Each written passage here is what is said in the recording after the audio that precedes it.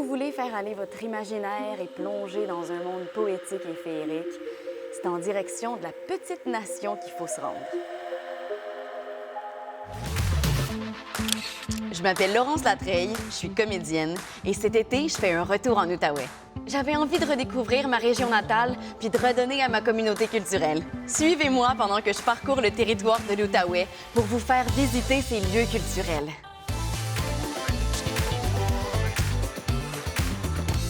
Dans la municipalité de Plaisance se trouve un lieu dédié à une forme d'art peu connue et sous-appréciée. L'art populaire se veut une forme de création démocratique par des artistes autodidactes, vacillant entre la naïveté et le raffinement.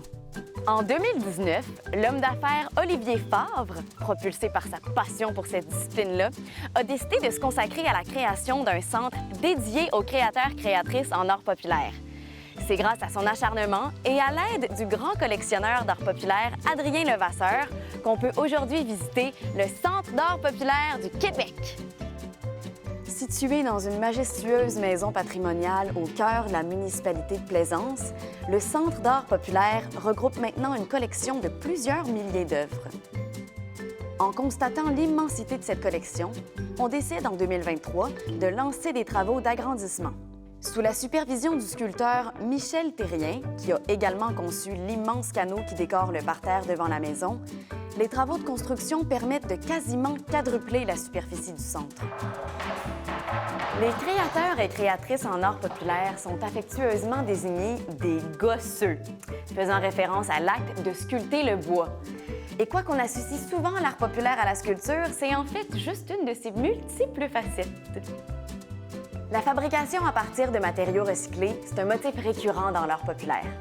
Mais la courte pointe aussi, comme on peut le témoigner dans cette pièce qui est uniquement consacrée à ces immenses créations détaillées. Avec ses 3 nouveaux étages, on y trouve maintenant une des plus grandes boutiques d'exposition-vente d'art populaire au Québec. On peut non seulement admirer le travail incroyable des artistes exposés, mais également repartir avec certaines de leurs œuvres.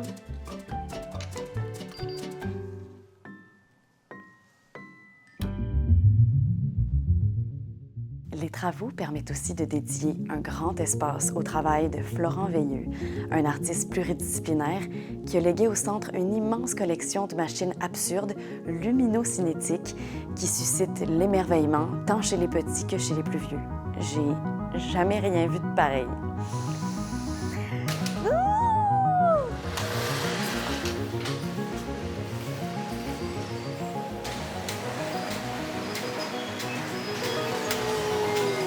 Depuis quelques années, on y organise aussi le Rendez-vous de l'art populaire du Québec, où on invite des artistes en provenance des 4 coins de la province pour plusieurs jours de célébration.